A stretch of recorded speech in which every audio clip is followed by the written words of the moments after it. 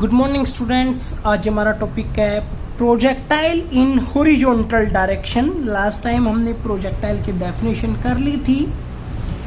तो प्रोजेक्टाइल के अंदर क्या किया जा रहा है कि ओ पोजीशन से किसी एक ऑब्जेक्ट को इनिशियल यू वेलोसिटी के साथ हॉरिजॉन्टल डायरेक्शन के अंदर फेंका जा रहा है और जो उसकी हॉरिजॉन्टल वेलोसिटी है वो आपके पास कांस्टेंट रहेगी u। देन ऑब्जेक्ट जो पाथ ट्रेवल करेगा वो इस पाथ के अंदर करेगा। h हाइट से उस ऑब्जेक्ट को फेंका जा रहा था, यानी कि OY की सेपरेशन क्या है h, और OC जो हम सेपरेशन लेंगे इसको डिनोट करेंगे कैपिटल R के साथ। क्लियर? अब देखो, an object is falling horizontally then it will have two velocities। अगर हम उसको horizontally फेंकते हैं तो बीच में किसी भी एक पॉइंट के ऊपर हमारे पास दो वेलोसिटी होंगी। हमने हॉरिजॉन्टल वेलोसिटी दी थी जो कि कांस्टेंट रहेगी, लेकिन एक्सेलरेशन ड्यू टू ग्रेविटी के कारण एक वेलोसिटी और क्रिएट हो जाएगी डाउनवर्ड डायरेक्शन के अंदर, यानी कि vertical velocity. Horizontal velocity u which will be constant, पूरे सिस्टम के अंदर क्या रहेगी? कांस्टेंट रहेगी। Vertical velocity will be increasing और डिक्रीजिंग ड्यू टू ग्रेविटी। अगर हम यहाँ से ऊपर से नीचे की तरफ ऑब्जेक्ट आ रहा है तो उसकी जो वेलोसिटी है वो क्या होगी? इंक्रीज होती जाएगी, और नीचे से ऊपर की तरफ फेंकते हैं तो उस टाइम के ऊपर डिक्रीज होती भी जाती है। हमने ux मानी है initial velocity along the horizontal direction कह सकते हैं, या फिर along x axis that is u। Initial velocity along y axis is 0, acceleration along x axis is 0। मतलब एक्सेलरेशन x एक्सिस के अलोंग अगर आपके पास 0 है तो उसकी वेलोसिटी जो x एक्सिस के अलोंग है उसके अंदर कोई भी वेरिएशन नहीं आने वाला है। क्लियर? ये जो O पोजीशन है इसके कोऑर्डिनेट्स में 0,0 मान रहा हूं। क्या मानूंगा? 0,0। अब देखो, पाथ ऑफ प्रोजेक्टाइल की बात करते हैं। It is the path followed by the any freely falling body along x axis and y axis along OX direction. OX direction के अलोंग देखते हैं तो हमारे पास पाथ की जो इक्वेशन थी वो थी along x axis that is x that is equals to x naught plus uxt plus half axt का स्क्वायर। अभी मैंने थोड़ी देर पहले बताया कि आप O के ऊपर जो उसके कोऑर्डिनेट्स मानेंगे वो 0,0 मानेंगे, यानी कि x नोट की वैल्यू क्या हो जाएगी? 0, ux दैट इज u जो ऊपर मैंने बता दिया था, और ax that is equals to 0। इन सभी की वैल्यू पुट करते हैं इस इक्वेशन के अंदर तो हमारे पास बनता है 0 ux u, t की जगह पर t प्लस हाफ ax की जगह पर 0, तो ये पूरी टर्म हो गई 0, ये भी टर्म थी 0, तो x that is equals to ut बन गया, और t की वैल्यू निकाल लेंगे तो x बाई u बनेगा।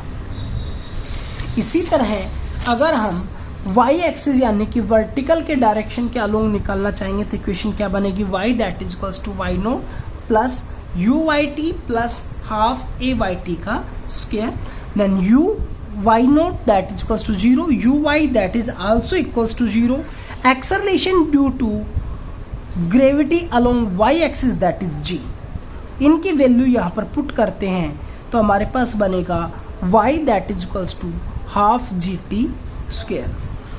t की जो हमारे पास x by u वैल्यू पिछले वाले पेज से आई थी वो हमने यहाँ पर पुट की तो हमारे पास रिलेशन बन गया half g x square by u square. मैं यहाँ पर कुछ टर्म्स को ब्रैकेट के अंदर डाल रहा हूँ, हाफ जी यू का स्क्वायर।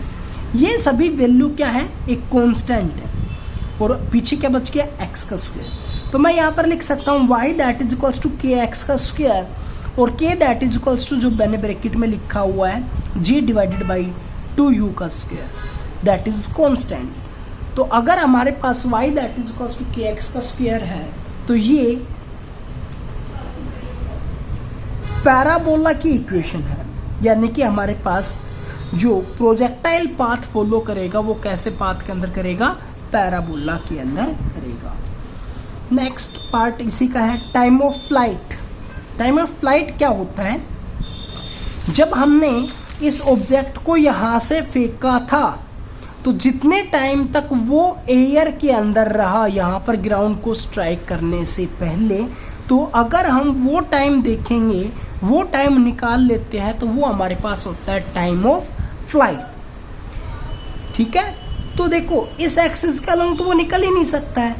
जब हम ये कह दें कि वो वाई एक्सिस के अलोंग अगर h डिस्टेंस मूव करके चला जाता है, वाई एक्सिस के अलोंग अगर वो x डिस्टेंस मूव कर लेता है h, तो हम ये कह सकते हैं कि तब वो ग्राउंड के साथ स्ट्राइक करेगा। देखो अब तो टाइम ऑफ फ्लाइट के लिए हमने वाई एक्सिस यानी कि वर्टिकल की इक्वेशन ही यूज की है। तो वर्टिकल के लिए इक्वेशन क्या है, y that is equals to y naught plus u y t plus half a y t का स्क्वायर। वाई नोट की वैल्यू 0, यू वाई की वैल्यू 0, ए वाई की वैल्यू g, और y यानी कि जो डिस्टेंस लास्ट के अंदर टोटल ट्रेवल करने वाला है वो हमारे पास क्या है, h। सभी वैल्यू पुट करते हैं तो हमारे पास इक्वेशन बनती है h that is equals to half G T square. Then 2 को इधर भेजेंगे तो बन जाएगा 2h that is equals to G T square, और t square that is equals to 2h by G, then t that is equals to 2h by G, और that is the time of flight. अगला जो part है वो हमारे पास है horizontal range. तो हॉरिजॉन्टल रेंज कौन सी होती है, जो x एक्सिस के अलोंग स्ट्राइक करने से पहले डिस्टेंस ट्रेवल करता है, उसको हम बोलते हैं हॉरिजॉन्टल रेंज। अब देखो स्टार्टिंग में मैंने बताया था कि जो हॉरिजॉन्टल वेलोसिटी है वो कांस्टेंट है, और अभी हमने टाइम निकाल लिया कि कितने टाइम तक वो एयर के अंदर रहता है। अगर हम उस टाइम को इस वेलोसिटी के साथ मल्टीप्लाई कर दें तो हमारे पास क्या आ जाएगी, डिस्टेंस, और दैट इज हॉरिजॉन्टल डिस्टेंस। वैसे ही मैंने यहाँ पर इक्वेशन का यूज करके निकाल के दिखाया हुआ है, लेकिन रिजल्टेंट आपके पास वही आएगा, x that is equals to x naught plus u x t plus half a x t का स्क्वायर। एक्स नोट की जगह पर 0, यू एक्स की जगह पर u, ए एक्स की जगह पर 0, x की जगह पर r, t की जगह पर कैपिटल T यानी कि time of flight that is under root 2h by G.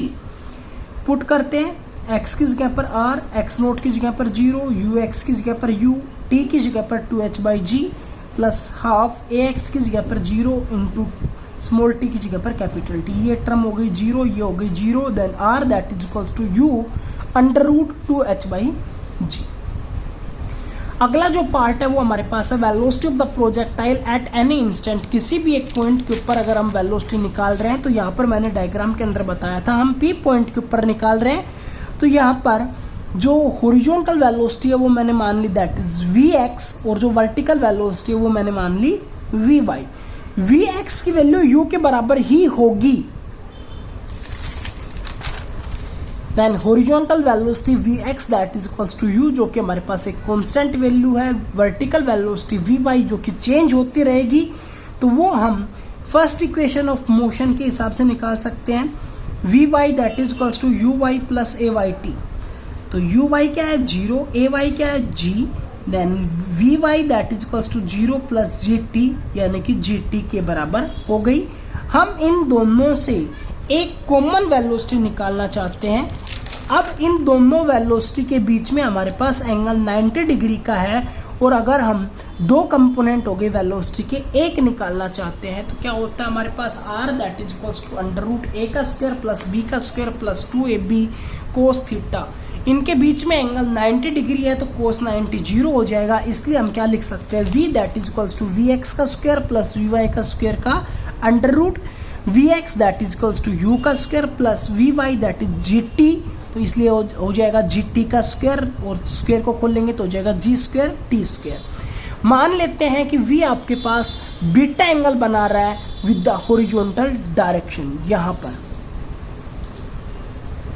Then beta की वैल्यू क्या होगी, then tan beta that is equals to vy by vx यानी कि gt by u, then beta that is equals to tan inverse gt by u। एक point आपको और ध्यान रखना है, the velocity of the object at different location has different values. अगर हम अलग अलग पॉइंट के ऊपर वेलोसिटी की वैल्यू निकालना चाहते हैं तो वो भी हमारे पास क्या आएगी, डिफरेंट आएगी। अगर हम यहाँ पर चेक कर रहे हैं तो यहाँ पर वेलोसिटी अलोंग वाई एक्सिस कम है, यहाँ पर और ज़्यादा हो गई, यहाँ पर और ज़्यादा हो गई, यहाँ पर और ज़्यादा हो गई, यहाँ पर और ज़्यादा हो गई। तो हमारे पास वेलोसिटी अलोंग वाई एक्सिस अगर चेंज होती जाती है then resultant velocity is also changes with time. Thank you.